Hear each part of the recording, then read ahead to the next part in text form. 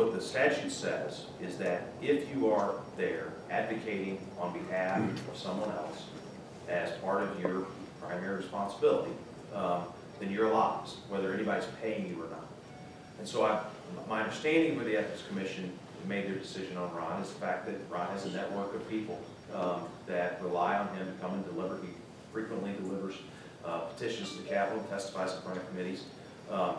And so that's why they've made that decision. I think there are certainly those that are going to be interested in looking at the way the statute reads and whether we want to continue to have a statute that is as broad in requiring registration as we do. But I think under the existing law, that's why they got to the interpretation that they did. So do I have to register?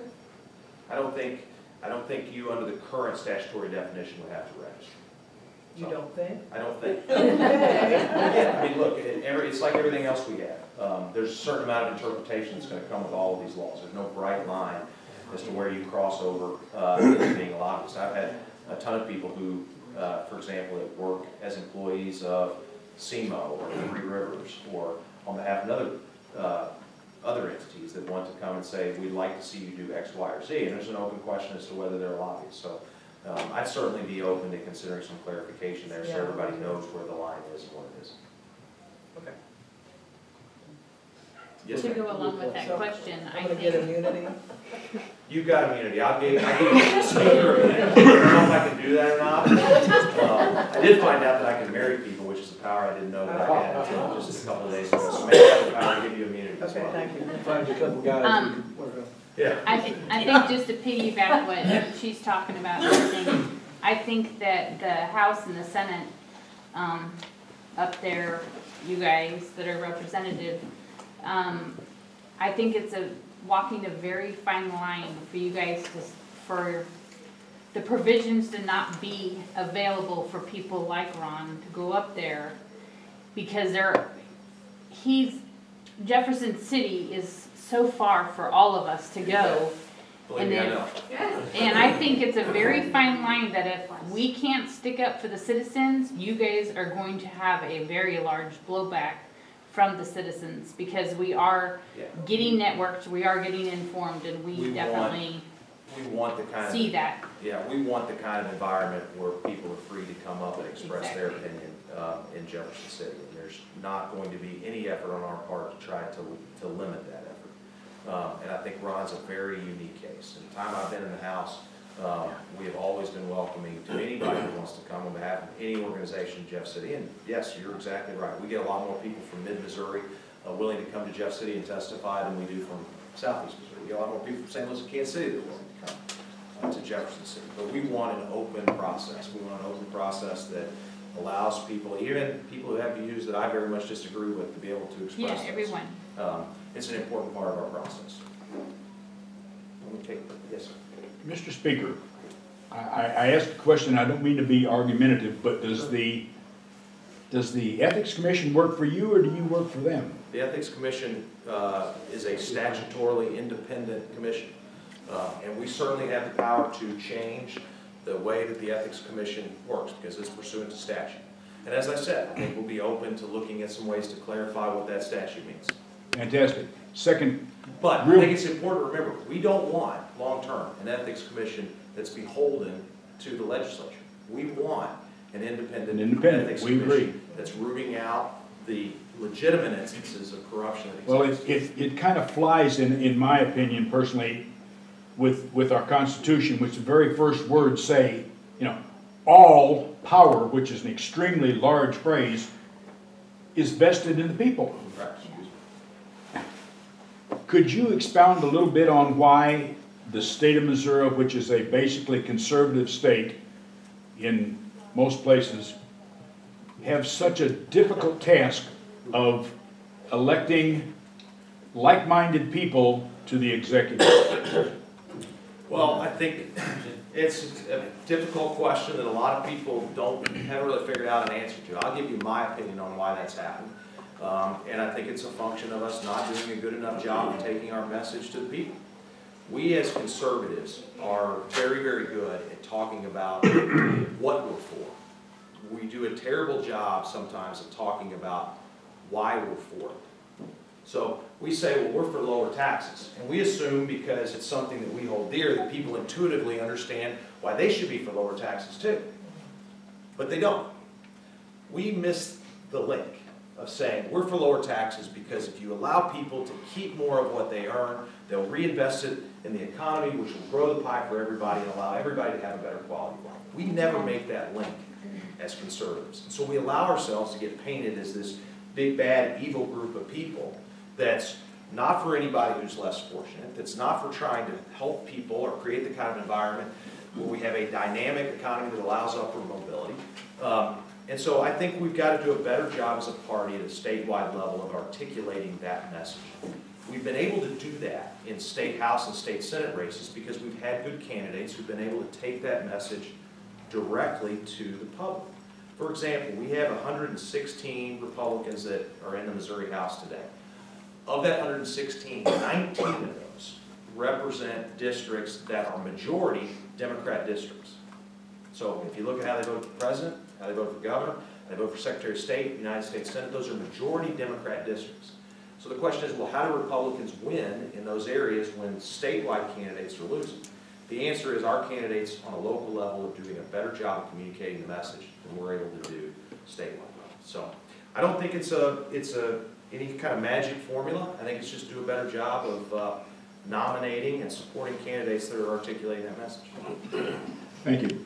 Yes. Todd, what do you see in the direction of transportation funding for our state? I mean, Missouri is in a prime location when the Panama Canal becomes open to be a transportation hub for the entire United States.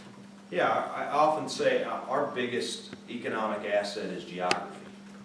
We sit in the middle of the country, at one of the few places where you will find a confluence of rail, rivers, and roads. And if we're not taking advantage of that economically, we're losing one of our major advantages. Transportation funding is a particularly difficult nut to crack. I did not support the sales tax that went to a vote of the people. I didn't support it because I didn't believe it was the right way to fund transportation, and I also didn't believe that MoDOT had a coherent plan for how they were going to spend them. In my view, the way we approach transportation funding is the most critical to where we ultimately end up on policy. And that is to take this in manageable times. We have a short-term issue with transportation funding. We have a longer-term question on transportation funding. And we have an interstate question on highway funding. And the reason that I separate the interstate problem out is because the scale and magnitude of those problems is so much larger than the rest of the network. If you take I-70, which most people would say is the most pressing interstate need in the state, I think you could make a good case. There are portions of I-55 that have more truck traffic on it than I-70, portions of I-44 that have more truck traffic than 70. But certainly the age of the underlying roadbed in 70 is in a shape that it needs some long-term overhaul. There are 200 miles between Wentzville, Missouri, just outside of St. Louis, and Independence.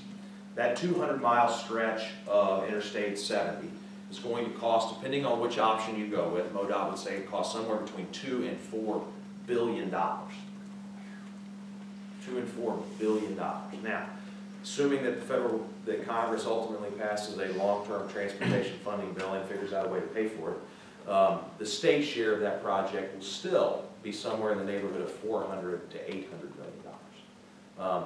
It is very hard for us to find that kind of general revenue to plug in to do a project of that scale. What I think you're going to see over the next 12 months is an effort for us to do a better job of prioritizing transportation within our existing budget. About 200, we collect about $650 million in gas tax every year. That money goes to three principal sources. About a little over $200 million of it goes to pay debt service on the bonds we issued back in the early 2000s pursuant to a vote of the people. About $200 million of it actually makes its way into new road construction, and about $210 million of that money goes to fund operations at the Highway Patrol. And I don't think you're going to find anybody in the legislature equipped with funding the Highway Patrol. It's an important mission that the state needs to do. The question is, should we be funding that large amount of the Highway Patrol's budget out of the gas tax? And so I think one of the things we're going to look at is trying to take some of the areas of general revenue where we've had some growth, in getting some things that have been funded by the gas tax out of the gas tax, so more of that money can go where the public expects it to go, which is road construction. That helps us in the short term, and then we're going to have to continue to look for ways we deal with this long term. Regardless of what solution we come up with, we're going to have to recognize that transportation infrastructure is a priority. If you look at our state's constitution, it's one of the few things that's mentioned as a priority for the state. It's my hope that over the next 3 years that I have a chance to serve it, we'll see some forward momentum. It's important economically. Yes, ma'am. To follow up his question, I think some of the pushback that you might have had this last time that you didn't support, we thank you for that, is that when, for example, the stimulus bill that was supposed to have all this funding, and we see these signs that they spent money printed and put up to say, hey, this is your stimulus dollars doing this, and that was a lot of wasted money. I mean, in a time that we all have to see our gas prices doubling at the time, I mean, this is what was happening. And the food prices was, I mean, the meat prices went outrageous.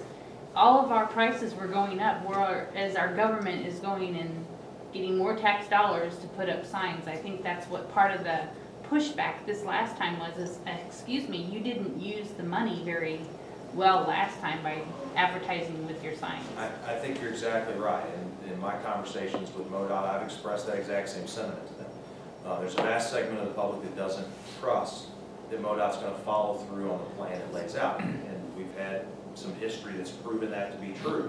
I do think MoDOT's in a better place than it was before. And I hope that they can rebuild and earn that trust. But if they're going to ever get the public to support an increase in our dedicated revenue stream for roads, they're going to have to first get the public to trust they will follow through on what they're saying. Yes, ma'am.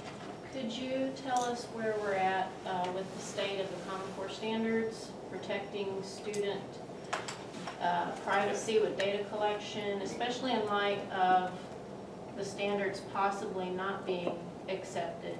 And we know now after all the emails came out that DESE was colluding as much as they could to prevent those work groups from doing their job. And the people of Missouri have spoken, we do not want Common Core, but yet we have these entities that are working against us to prevent those standards being put in place. I think there's been two important developments, and I know there's been a lot of dissatisfaction with the 1490 work groups, and I have some very big concerns about the work product that they deliver. The most important thing that happened as a part of that process, and the reason why I still believe passing 1490 was important, is that was the point at which the state reclaimed these standards, where we said, we as a state are going to develop them, we're going to have ownership of them, and we're ultimately going to decide what they're going to look like going forward. Now, that being said, I don't think anybody's going to be particularly satisfied with whatever ultimately gets adopted, but the state, now that we have ownership and control over that, is in a position to make changes to that going forward.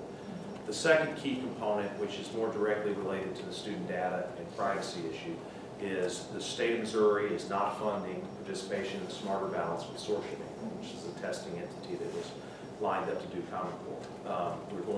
We are in the process of developing a Missouri-specific test that we'll have control and ownership of, and I think that gives us a much greater ability to protect that data and the privacy of our students than we would have had were we participating in the consortium. I think there's probably still work to be done there. I know we've got Kirk Barr, who's the chairman of our House Education Appropriations Committee, that's continuing to look into that issue. And I think we're united in the goal. We're just not quite all the way there where we need to be. I just want you to know there's a lot of distrust right now, especially knowing that people that are supposed to be overseeing our education, which is DESE, are trying to control it against the will of what the people want. Yeah, I think DESE bred a lot of that distrust. There was an opportunity for them over the last several years to be more open and transparent in their process, and I think a lot of the reason we have that distrust is that they weren't. And I've expressed that to the commissioner, and I hope going forward they'll be more open and transparent than they've been. Yes. Okay, one of the big things that I'm concerned about on a national level that I think that can be rectified by something at the state level is an Article 5 Convention of the States. I know that that is obviously going to be introduced somewhere along the line in the state of Missouri. First of all, I was wondering where you stood with that, and number two, where do you see that going? Yeah, well, I will, do something on it, and I'll give you the honest answer is I'm very conflicted on Article 5 convention. And I think, we see both sides of that equation within our caucus. We have some people who are fervently in support of an Article 5 convention. We also have people who are absolutely convinced that it could be very destructive. And frankly, it's very hard for me to figure out which perspective I think is right. I think we're approaching a point, I don't think we're approaching it. We are at a point with regard to the federal balanced budget amendment where we're reaching crisis levels. And I think some risk as it relates to a federal balanced budget amendment would be worth it. I do know we had a group of legislators that went out to the Assembly of States meeting, discussing these issues just last week. They left there very concerned about the trajectory because, as some feared, you had some, I guess, some people who are of a very different mind on what to do with those types of conventions than we find in this room. So there's going to continue to be discussion about it. I think there's still the opportunity to do an Article 5 convention through the legislature. But I don't know whether it'll ultimately have the legislative support to get over the line or not. That's an honest answer. If there are, let's say, 2,500 states that have similar language all adopted, let's just say that that's the case. Right. And that is what this similar language is, in front of, you at the speaker level, are you going to put it on the floor? I'll have no problem moving that piece of legislation and letting our caucus ultimately decide. Now, important to remember, we've got checks and balances in the House, just like I understand. do everywhere else. So even somebody who's got as much intrinsic power as the speaker has, I don't get the final say in everything that comes up for a vote. But it's something that clearly is worth the legislature's time and attention, and if we can build some consensus on it, I think it'll move. I think I know what Article 5 is, but one of you summarize it. Oh, I'm sorry. It's just, it's something that's in the U.S. Constitution that authorizes the states to meet to make, I guess, adjustments to the U.S. Constitution without going through the governors, without going through the president, without going through the legislative branch at the federal government. In other words, the states actually have the power to do, what they need to do for the federal government, and that's how that's done as an Article 5 Convention of the States. And obviously, there's lots more information about it, but you can. I will say I've not seen an issue that has divided conservatives as starkly as that issue. Exactly.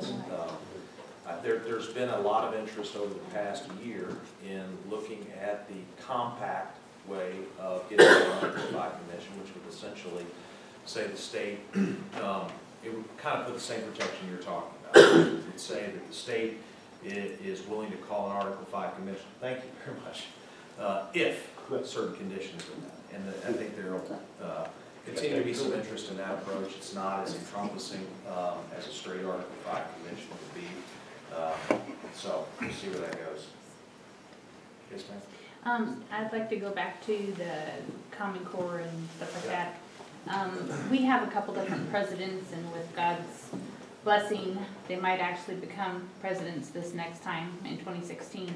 Are we, as Missourians, prepared in case they actually are able to get rid of the Department of Education? I think so. I mean, I think the part of what we did with the 1490 work groups was to reduce our dependence on federal Department of Education and to say these are decisions that ultimately need to be made by the state and, more importantly, made at a local level. I think as much as possible we need to be allowing curriculum to be developed at a local level. I think it's important for the state to have some broad oversight and some standards in place so we can evaluate which schools are getting the job done and which ones aren't. But that's a state level decision, so I think we're well positioned if that would happen. And a follow-up question with that, do you think that we would be able to come out better financially, keeping the money here in Missouri than going out and funneling back through the federal government?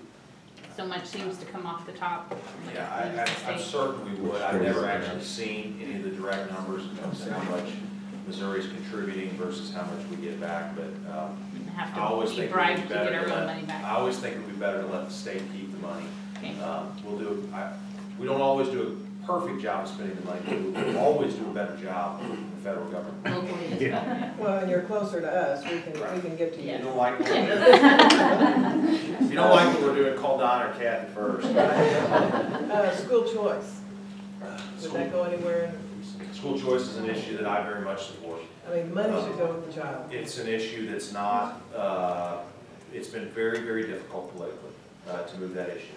And the reason for that is I think we have a long history of pretty intense support for our local public schools.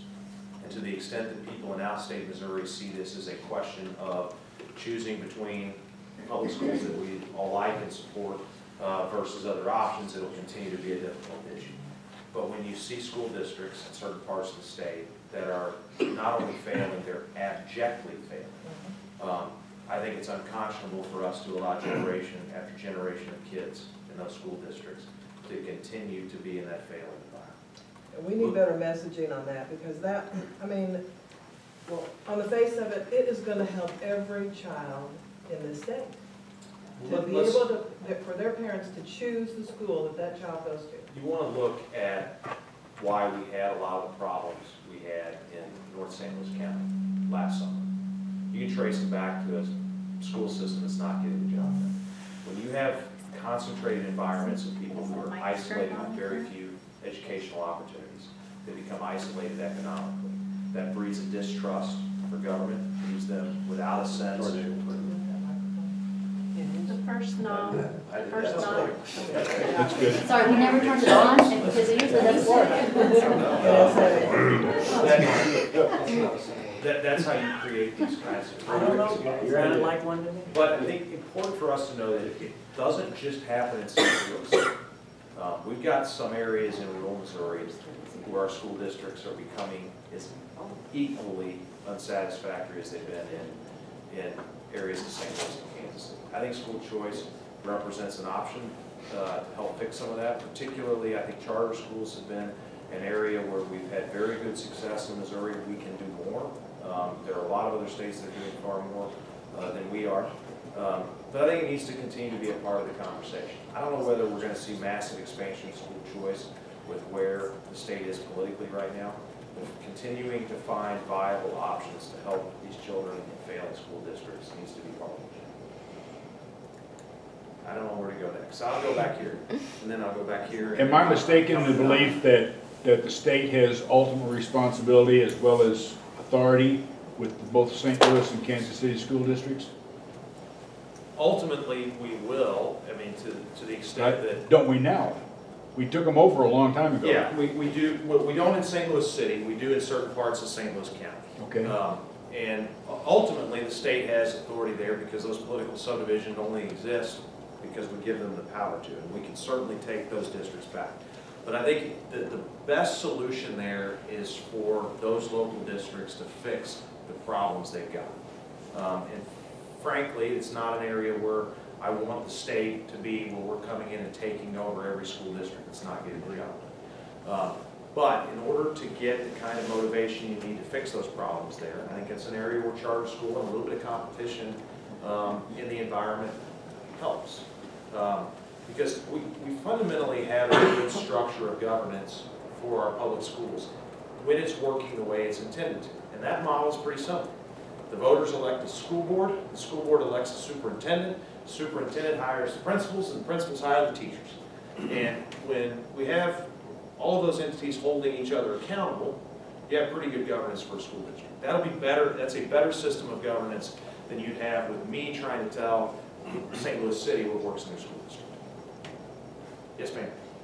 The school choice is, as long as it doesn't go into private schools. Yeah. Because now you're gonna have a kid go to school and the parent's gonna come in and say, no, they can't pray, they can't do this, they can't do that. And you're mixing government money with private school, Christian schools. We have a provision in the Missouri Constitution which would have to be changed if we were ever to put public dollars into religious schools. It's called the Blaine Amendment. I'm not sure when it was added to the state constitution, but it represents a current barrier to state dollars going to religious institutions. That being said, there are a lot of people that would like the opportunity to have a voucher to go to private schools where we give the parents the money. Yes. And they're able to transfer. I don't know whether that's permissible under our current constitution. There are some people that are trying to find a creative way to do that that still adheres to the constitutional prohibition. I'm not sure whether it would pass the constitutional test. Well, I don't have a problem as long as people want to go to school, abide by the school. But when you mix the money now, then you have the government telling Christian schools now what they have to do. Yeah, that's not Curriculum, and I don't think that's we do not want a situation where the state can start dictating curriculum to a private school. And there's, in all of the versions we've had, And that's what you've got with Common Core, because right. we have, private schools have to teach the same tests that public schools have to. What we have structured in most of our school choice bills that have allowed some limited choice to go to private school, they've been entirely voluntary programs. And so if a private school wants to participate in those programs, they can, but they're not required to. I think that's some protection there that private schools will. Yes, sir. Getting back to transportation, the state of Missouri owns the Chester Bridge and it's fallen down. Is it? I've been Yeah, a long time. I've been to every transportation meeting in the last 10 years, and they finally getting tired of me, say, tell your representative. They know it's fallen down, they're constantly repairing it. And we have 100% ownership of it? Yeah, Something I'll take a look at. no, That sound like we struck a very good deal. Yeah. no, Stole it. that went down whenever they got in trouble on this bridge down here, and then Missouri ended up owning that old bridge, because Illinois couldn't come up with their part on the one down here. Well, they can, but the existing Chester Bridge is owned by both states. So yeah, if they were Well, to try to make a You change see to the Missouri Chester trucks Bridge. on the Illinois side maintaining it. The one thing I know is true today and will always be true, we can always blame Illinois.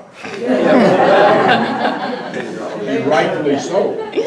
But it is, they're constantly repairing it. If you got a small car, sometimes you go through there, you can see the rivers from the bridge. The Mississippi River bridges are vital to the regional economy. And, you know, there are important long-term questions about where those routes are going to be and how that traffic is routed through southeast Missouri is going to be important. There's enough traffic there for a 6-lane bridge. I'm sure that's right.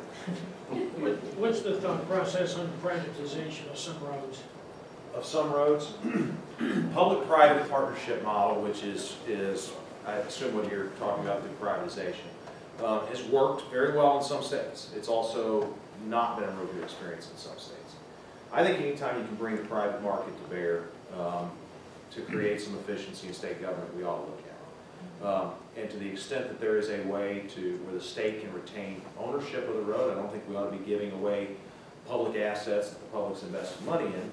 But there are ways where the public can retain that asset, and you can ask a private company to do what they call design, build, operate, maintain, where we say as a state, we're going to contract with you as a company, you're going to design the road, you're going to build the road, you're going to operate the road, if it has a toll booth or something that needs to be operated, and you're going to maintain it.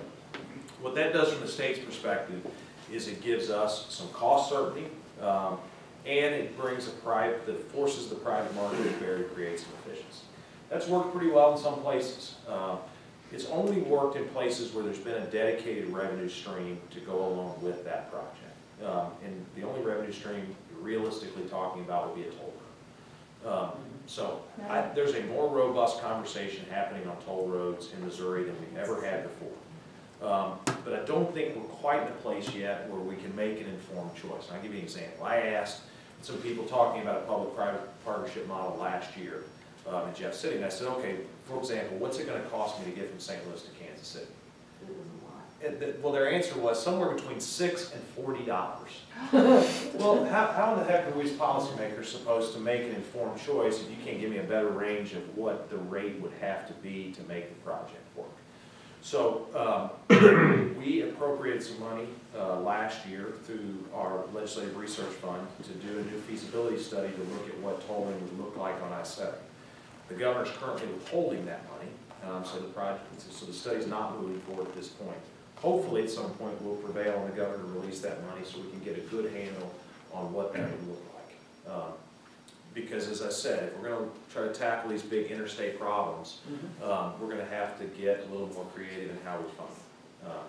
So that's kind of where it is. But I think if we go a route of toll roads, it will certainly be a heavy preference towards a public-private partnership model that brings the states and cost certainty to the equation. Kind of a tax question, probably on the good side of tax questions. Okay. In the last few years, we were kind of revenue decline on our taxes.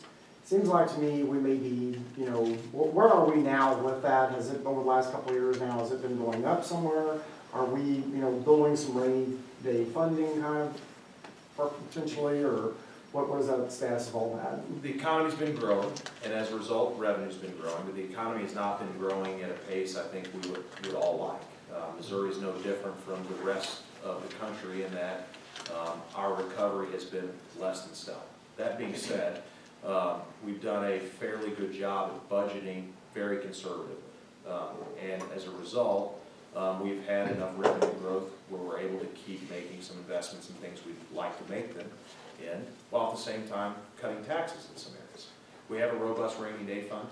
Missouri has very solid reserves that we are very reluctant to tap, sometimes I think too reluctant to tap.